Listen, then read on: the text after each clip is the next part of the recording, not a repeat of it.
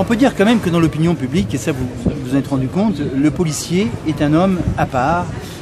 D'une part, c'est vrai qu'il a une vie, disons, parfois dont on rêve, certains rêvent, il faut le dire, c'est la vérité, et d'autres haïssent. C'est un rapport amour-haine que j'ai jamais vu dans aucun métier. C'est vrai, c'est vrai. Comment l'expliquez-vous? J'ai 24 ans de police, donc j'ai à peu près tout subi, surtout en région parisienne. Là-bas, on est haï la plupart du temps parce qu'on intervient la plupart du temps dans les trafics sur de grosses cités. Je ne pense pas que ça ait vraiment à voir avec le trafic parce que quand j'étais en région parisienne, je fais très peu de brigades de stupéfiants. Comme le dit mon roman, j'ai bougé plutôt en brigade, à la BAC. Donc on avait affaire à tout le monde, on avait affaire aux voleurs de voitures, aux cambrioleurs, etc. Mais c'est vrai que dès que les gens dans les cités ou autour des cités voyaient du bleu marine, ça se passait forcément mal. Après, les gens qui nous aiment généralement, ce sont des gens tout à fait normaux. Hein. Ce sont le kidam moyen, qui reconnaît un petit peu déjà nos compétences et puis qui savent très bien que si la police n'est pas là, c'est grave. Ouais, là, on revient à mai 68 et puis tout ce qui va. D'ailleurs, il y a eu les émeutes de 2005 qui ont été quand même assez graves. Heureusement, maintenant, vous avez vu, les policiers ont été relaxés. Hein. Oui. Donc ça a dû faire plaisir quand même. Bon, après, je n'ai pas les tenants et les aboutissants de l'enquête. Hein. Mais bon, moi, je rectifie avant tout.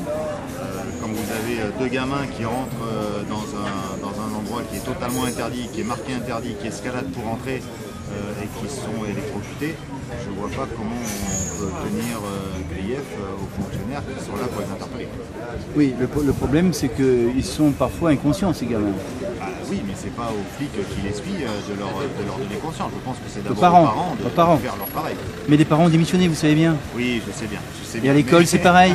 Et à l'école c'est pareil, vous avez dû le voir. Oui, je sais bien. Tout le monde démissionne.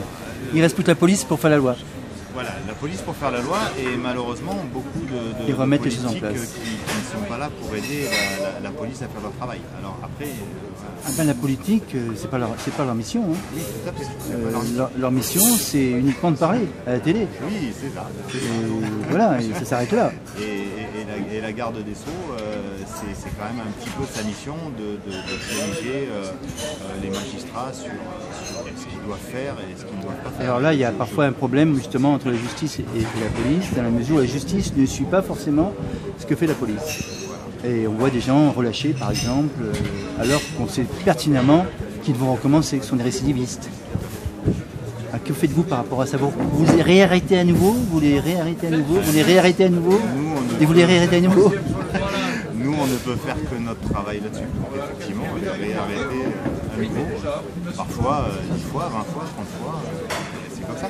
Après, moi personnellement, ça ne me pose pas de problème. Bizarrement, à certains collègues que ça frustre.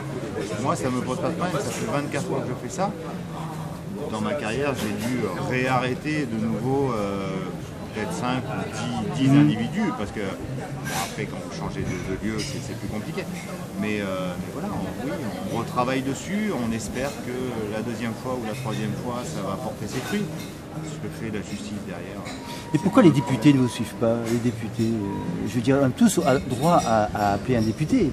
Ça vous est arrivé peut-être un jour de rencontrer un député dans la rue? J'ai un devoir de réserve. Ah d'accord. Non mais je sais pas. C'est pas mon rôle d'interpeller un député. Mais chaque citoyen peut interpeller un député. C'est pas une question de. Oui, non, bien sûr. C'est le citoyen. Le problème, c'est que si moi j'interpelle un député, je parle plus de la police, je parle du citoyen. Oui, mais moi, dans mon cas, si j'interpelle un député, ça ne va pas être pris en tant que citoyen, malheureusement. Voilà.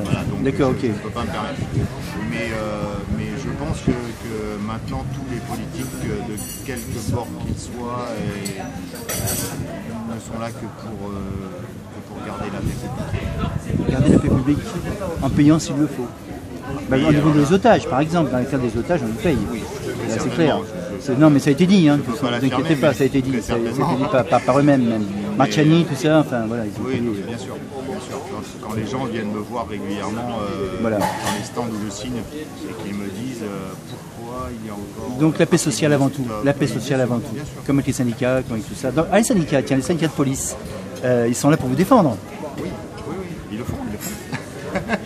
Ils le font, et ils sont là... Donc vous êtes protégés. J'en ai jamais eu besoin, donc je ne D'accord. sais pas. Vraiment, je ne sais pas. D'accord. Ok. Personne, sinon j'en ai jamais eu besoin. J'ai des amis qui sont au syndicat. Personnellement, je suis syndiqué comme 90% des fonctionnaires de police. L'USAP, À Alliance. Alliance, qui est un syndicat de quelle obédience? De droite. Non, le patron est... Je crois que c'est... Je ne veux pas vous dire des bêtises. D'accord, bon, ok. Peu importe. C'est pas grave, Nous, peu vous savez, importe. on a notre antenne sur Nice Tout ou à sur fait. Marseille. Oui, chacun son antenne, voilà. d'accord. Mais non, sinon je ne sais pas.